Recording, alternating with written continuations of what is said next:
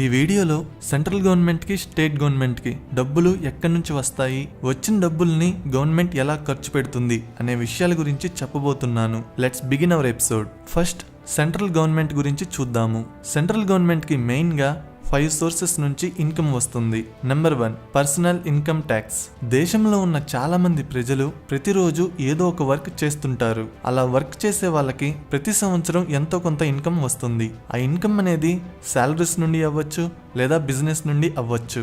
అలా వచ్చిన ఇన్కమ్ లో కొంత పర్సంటేజ్ ని ప్రభుత్వానికి మనం ప్రతి సంవత్సరం కట్టాలి. దాన్నే పర్సనల్ ఇన్కమ్ ట్యాక్స్ అని అంటారు. యాన్యువల్ ఇన్కమ్ 2.5 lakhs ఉంటే నిల్ ట్యాక్స్ అని, 2.5 lakhs నుంచి 5 lakhs ఉంటే 5% ట్యాక్స్ అని, 5 lakhs నుంచి 7.5 lakhs ఉంటే 10% ట్యాక్స్ అని, ఇలా డిఫరెంట్ స్లాబ్ రేట్స్ ఉన్నాయి. ఫర్ ఎగ్జాంపుల్, ఒక వ్యక్తికి ఒక సంవత్సరంలో 5 లక్షల రూపాయలు ఇన్కమ్ వస్తే అతను 25,000 రూపాయలు ట్యాక్స్ కట్టాలి. 2018-19 ఫైనాన్షియల్ ఇయర్లో సెంట్రల్ గవర్నమెంట్కి పర్సనల్ ఇన్కమ్ ట్యాక్స్ నుంచి 5.5 లక్షల కోట్ల రూపాయలు వచ్చాయి. Number 2 corporate tax. మన దేశంలో చాలా కంపెనీస్ ఉన్నాయి. వాటికి కూడా ప్రతి సంవత్సరం లాభాలు వస్తుంటాయి. వచ్చిన లాభంలో కొంత పర్సంటేజ్ ని గవర్నమెంట్ కి ట్యాక్స్ గా కట్టాలి. దాన్నే కార్పొరేట్ ట్యాక్స్ అని అంటారు. కంపెనీస్ కి వచ్చిన ప్రాఫిట్ లో ప్రతి సంవత్సరం 25% నుంచి 30% గవర్నమెంట్ కి ట్యాక్స్ గా కట్టాలి. అంటే ఒక కంపెనీకి ₹1,00,00,000 లాభం వస్తే 25 నుంచి 30 లక్షల రూపాయల వరకు ట్యాక్స్ కట్టాలి.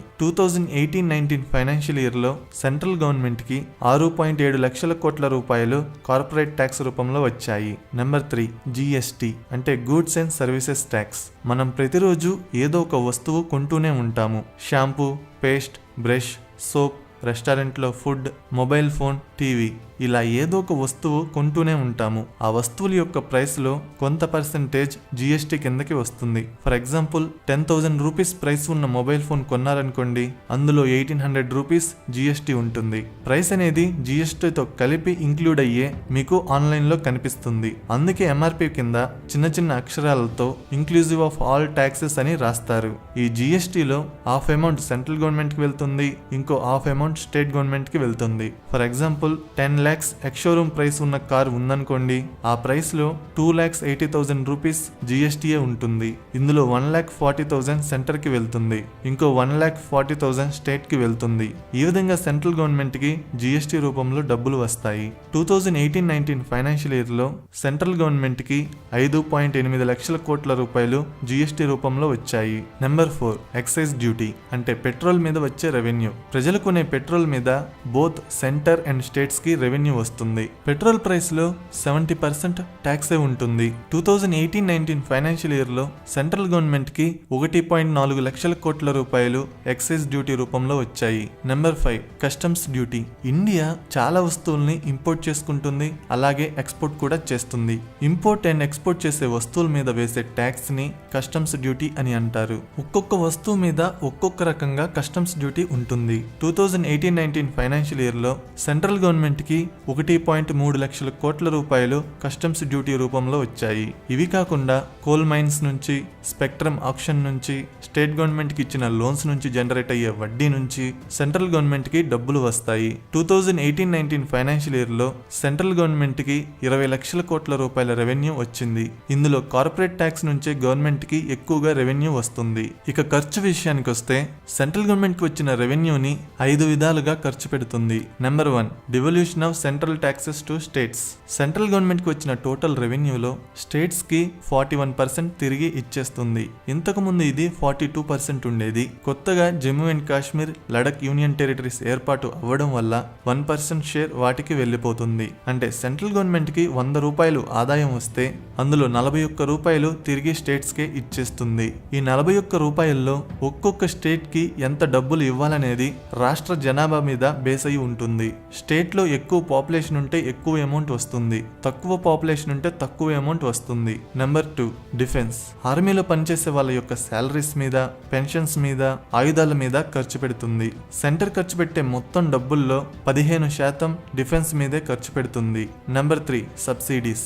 దేశంలో ఉన్న ప్రజలందరికీ రేషన్ ద్వారా ఫుడ్ ఐటమ్స్ ఇవ్వడానికి సెంట్రల్ గవర్నమెంట్ చాలా డబ్బులు ఖర్చు పెడుతుంది. అలాగే ఎల్పిజిని, ఫెర్టిలైజర్స్ ని కూడా సబ్సిడీ ప్రైసెస్ కి సెంట్రల్ గవర్నమెంట్ ప్రజలకి ఇస్తుంది. కేవలం సబ్సిడీస్ ఇవ్వడం కోసం సెంటర్ ఖర్చు పెట్టే మొత్తం అమౌంట్ లో 12% సబ్సిడీస్ మీదే ఖర్చు పెడుతుంది. నెంబర్ 4 క్యాపిటల్ ఎక్స్పెండిచర్, అంటే ఆస్తుల క్రియేషన్ మీద, అంటే schools, colleges, hospitals, roads, bridges, dams లాంటి ఆస్తుల్ని క్రియేట్ చేయడానికి ఖర్చు పెడుతుంది. నెంబర్ 5 సంక్షేమ పథకాలు, PM Kisan, MGNREGS, education, health, Swachh Bharat, ఇంకా ఇలాంటి ఎన్నో సంక్షేమ పథకాల మీద ఖర్చు పెడుతుంది. నెక్స్ట్ స్టేట్ గవర్నమెంట్ రెవెన్యూ చూద్దాము. స్టేట్ గవర్నమెంట్ కి మెయిన్ గా 5 సోర్సెస్ నుంచి ఇన్కమ్ వస్తుంది. Number 1 excise duty and VAT on liquor. రాష్ట్రంలో అమ్మే లిక్కర్ మీద ఎక్సైజ్ డ్యూటీ అండ్ వ్యాట్ రెండూ ఉంటాయి. కొన్ని స్టేట్స్ లో అయితే వ్యాట్ ఉండదు, కేవలం ఎక్సైజ్ డ్యూటీ మాత్రమే ఉంటుంది. వ్యాట్ అంటే వాల్యూ యాడెడ్ ట్యాక్స్. ట్యాక్స్ పేరు ఏదైనా సరే ఫైనల్ గా అది గవర్నమెంట్ కి డబ్బుల్ని తెచ్చిపెడుతుంది. గుజరాత్ అండ్ బీహార్ లో మాత్రమే కంప్లీట్ గా లిక్కర్ బ్యాన్ అయి ఉంది. అందుకే ఆ స్టేట్స్ లో లిక్కర్ మీద రెవెన్యూ రాదు. లిక్కర్ మీద వచ్చే రెవెన్యూ టోటల్ గా స్టేట్ కే చెందుతుంది, సెంట్రల్ గవర్నమెంట్ కి వెళ్ళదు. ఫర్ ఎగ్జాంపుల్ తెలంగాణలో చూసుకుంటే 2019-20 ఫైనాన్షియల్ ఇయర్ లో లిక్కర్ ద్వారా స్టేట్ గవర్నమెంట్ కి 20,000 కోట్ల రూపాయల ఆదాయం వచ్చింది. ఎక్సైజ్ డ్యూటీ ద్వారా 10,000 కోట్లు, వ్యాట్ ద్వారా 10,000 కోట్లు వచ్చాయి. జిఎస్టీ తర్వాత ఒక స్టేట్ కి ఎక్కువగా రెవెన్యూ తెచ్చిపెట్టేది లిక్కరే. అందుకే లాక్డౌన్ లో కూడా లిక్కర్ షాప్స్ ని ఓపెన్ చేశారు. Number 2 VAT on fuel. Fuel మీద సెంట్రల్ గవర్నమెంట్ ఎక్సైజ్ డ్యూటీని విధిస్తే స్టేట్ గవర్నమెంట్స్ వ్యాట్ ని విధించాయి. ఫ్యూల్ మీద విధించే వ్యాట్ ద్వారా తెలంగాణ గవర్నమెంట్ కి 2019-20 ఫైనాన్షియల్ ఇయర్ లో 10,000 కోట్ల రూపాయల ఆదాయం వచ్చింది. Number 3 stamp duty and registration. State లో చాలా మంది ప్రతిరోజు ప్రాపర్టీస్ ని అమ్ముతుంటారు, కొంటుంటారు. ఆ ప్రాపర్టీస్ ని తమ పేర్ల మీద రిజిస్టర్ చేయించుకున్నప్పుడల్లా కొంత అమౌంట్ ని గవర్నమెంట్ కి పే చేయాలి. ఈ అమౌంట్ ద్వారా తెలంగాణ గవర్నమెంట్ కి 2019-20 ఫైనాన్షియల్ ఇయర్ లో 8,000 కోట్ల రూపాయల ఆదాయం వచ్చింది. నెంబర్ 4 జిఎస్టీ, అంటే గూడ్స్ అండ్ సర్వీసెస్ ట్యాక్స్. ముందు చెప్పినట్టుగానే ప్రజలు పే చేసే జిఎస్టీలో హాఫ్ అమౌంట్ స్టేట్ కి వస్తుంది, ఇంకో హాఫ్ అమౌంట్ సెంట్రల్ గవర్నమెంట్ కి వెళ్తుంది. ఈ జిఎస్టీ ద్వారా తెలంగాణ గవర్నమెంట్ కి 2019-20 ఫైనాన్షియల్ ఇయర్ లో 24,000 కోట్ల రూపాయల ఆదాయం వచ్చింది. Number 5 devolution of central taxes to states. ముందు చెప్పినట్టుగానే సెంట్రల్ గవర్నమెంట్ కి వచ్చిన టోటల్ రెవెన్యూలో స్టేట్స్ కి 41% తిరిగి ఇచ్చేస్తుంది.